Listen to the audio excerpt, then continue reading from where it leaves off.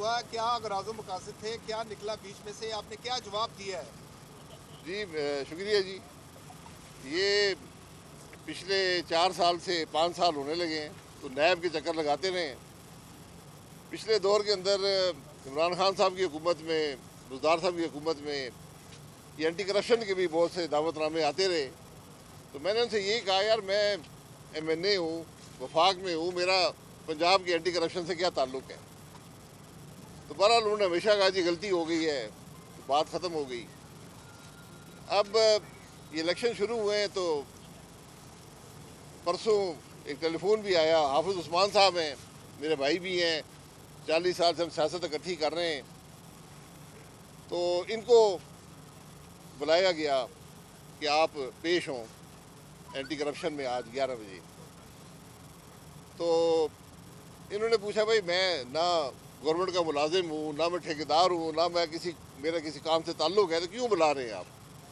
انہوں نے مجھے بتایا. تو میں نے کہا یار مجھے بلایا ہوگا کیونکہ عوام کا نمائندہ تو ہم پبلک ریپرزنٹیٹیو کو بلا سکتے ہیں.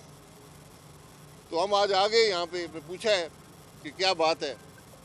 تو ایک سادے سے کاغذ میں لکھا ہوا ہے کہ جی آپ نے کوئی 2 سڑکیں بنی ہیں تو اس میں جو ٹھیکیدار کو, من پسند ٹھیکیدار کو آپ نے ایوارڈ کی ہیں.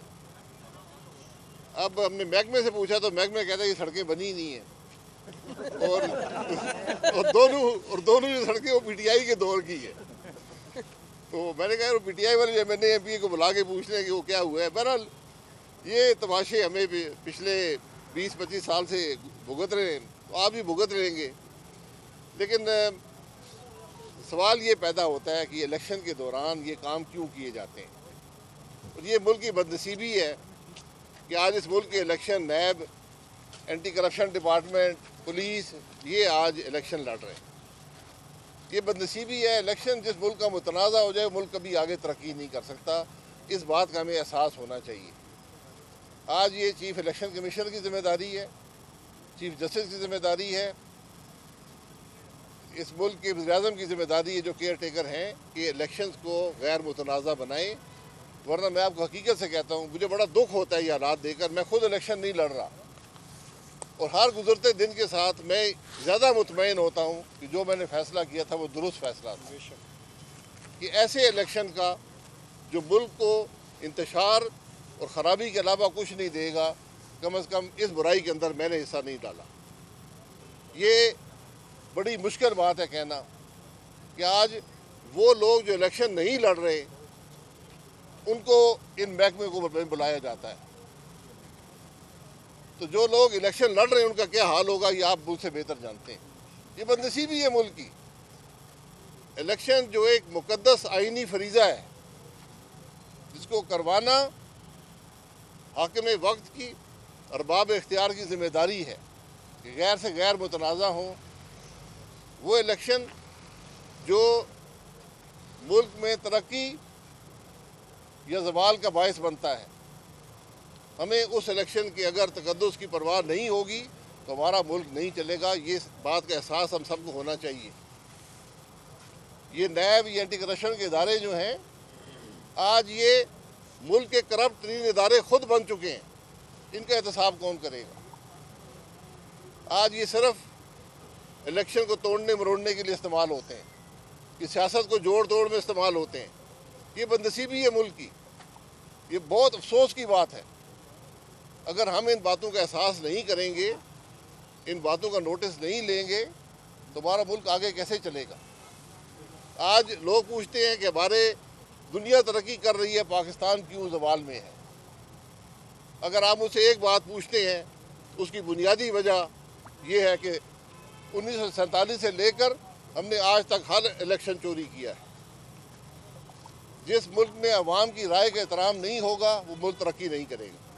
یہ بنیادی بات اگر ہمیں سمجھ نہیں آئے گی, آج یہ نوٹس دے کر بلانا, دباؤ سے ووٹ لینا, یہ کوئی سیاست نہیں ہے. اس سیاست کو ہم رد نہیں کریں گے تو پھر ملک آگے نہیں چلے گا. یہ بنیادی بات. جی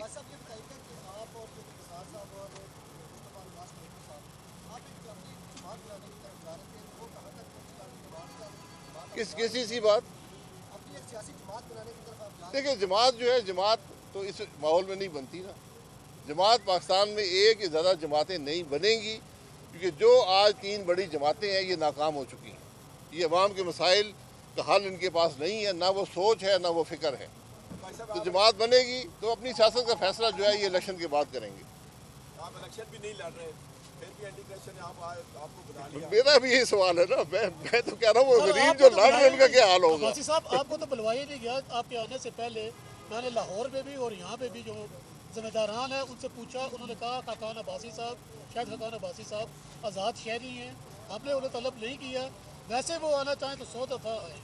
जी मैं आया हूँ ना, क्योंकि जो मेरे भाई हैं जो पब्लिक ऑफिस होल्डर नहीं हैं उनको तलब करने का मकसद ये है कि मुझे तलब किया गया है। अब्बासी साहब जो अवाम का नुमाइंदा होता है, मेरा सवाल ये है कि क्यों तलब किया गया है। आपने कहा कि जो मौजूदा हालात हैं, जो हालात बना दिए गए हैं, मतनाज़ा हो गए हैं, इलेक्शन मतनाज़ा हो रहे हैं, आप कह रहे हैं कि अभी भी कोई गुंजाइश बाकी है ये सूरत हाल बेहतर करने में, या पानी सरों से गुजर चुका है? देखिए आज भी वक्त है कि इस इलेक्शन को गैर मुतनाज़ा बनाएं। इलेक्शन का अमल ना सिर्फ गैर मुतनाज़ा होना चाहिए बल्कि गैर मुतनाज़ा नज़र भी आना चाहिए। जिस तरह इंसाफ न सिर्फ होता है, नज़र भी आना चाहिए। इलेक्शन में आप किसी शख्स से बाहर सवाल कर लें, हर शख्स सबसे पहला सवाल ये करेगा इलेक्शन हो रहे, आज 2 हफ्ते रह गए, आज कोई कैंपेन नज़र आती है आपको? मैंने 10 इलेक्शन लड़े हैं। 2 हफ्ते पहले कैंपेन अरूज पर होती थी, अवाम में जोश व खरोश होता था। आज अवाम इस इलेक्शन के प्रोसेस से, इस इलेक्शन के माहौल से मायूस है। वोट को इज्जत दो का बयानिया जो है वो बनाया गया था नून लीग की जानिब से, वो बयानिया कहाँ है?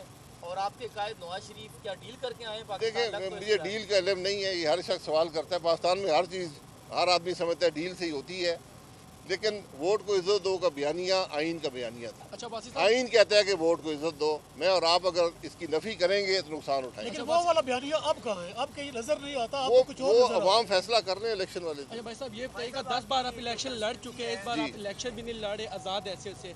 साथ ये भी बताइएगा कि क्या नून लीग की क़यादत की जानिब से आपसे कोई राब्ते किए जा रहे हैं?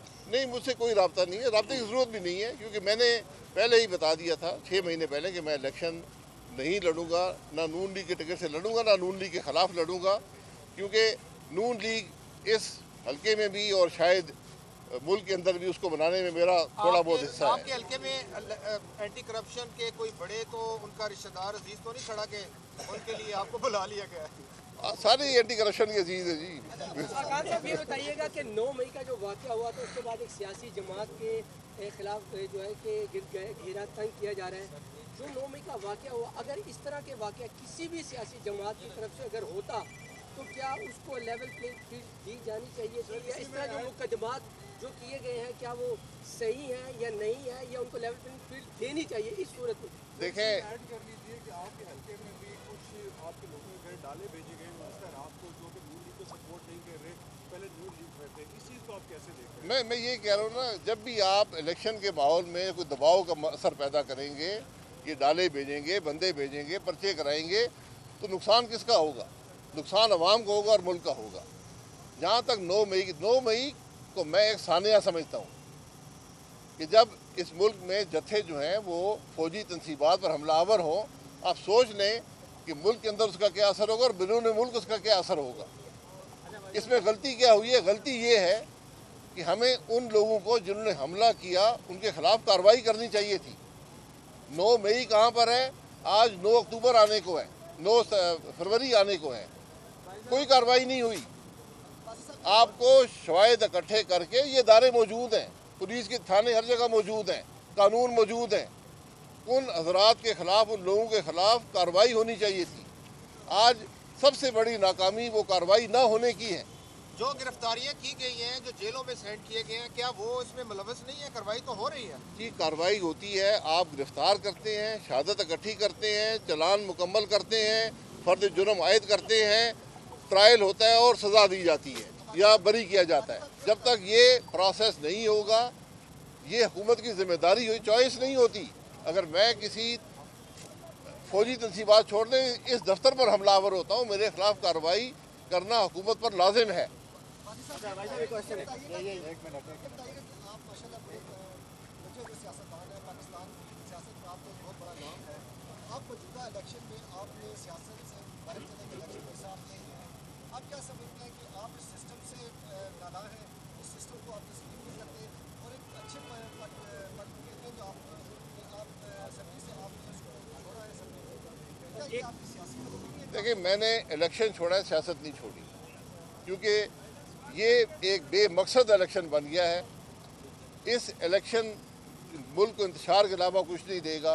इलेक्शन एक आइनी ज़रूरत है, ये चॉइस नहीं होती कि इलेक्शन करवाएं या ना करवाएं। इलेक्शन ने होना है, लेकिन इलेक्शन को बामकसद बनाना, इलेक्शन को मुल्क के मसाइल का हल का ज़रिया बनाना, ये पॉलिटिकल लीडरशिप का काम होता है। पॉलिटिकल लीडरशिप इस नाकाम रही है इस अमल में। उनके पास वक़्त था, आगे का रास्ते का तयन कर लेते कि मुल्क कैसे आगे चलाया जाएगा। आज मैं बार बार कहता हूँ, सिर्फ एक तरीका आगे बढ़ने का, इस मुल्क की political leadership, military leadership, judicial leadership, ये 7-8 आदमी हैं, एक टेबल पे बैठे, अवाम को नज़र आए कि आज ये सीरियस है मुल्क के मामलात को हल करने में, यहाँ कोई तफरीक नहीं है और आगे के रास्ते का तयन कर रहे हैं, वरना मुल्क चलना मुश्किल है। मैंने बात कर दी है कि मैं क्या बात कर रहा हूँ, किन असूलों की बात कर रहा हूँ। मुझे उम्मीद है कि 35 साल जो मैंने सियासत में अपने भाइयों के साथ गुजारे हैं, वो खुद अपना फैसला बेहतर कर सकते हैं। अगर लोग ये देख रहे हैं कि आज हाफिज़ उस्मान को एंटी करप्शन डिपार्टमेंट बुला रहा है और क्यों बुला रहा है, तो क्या लोग उस खराबी का साथ देंगे या उसके खिलाफ हों? सवाल ये उठता है।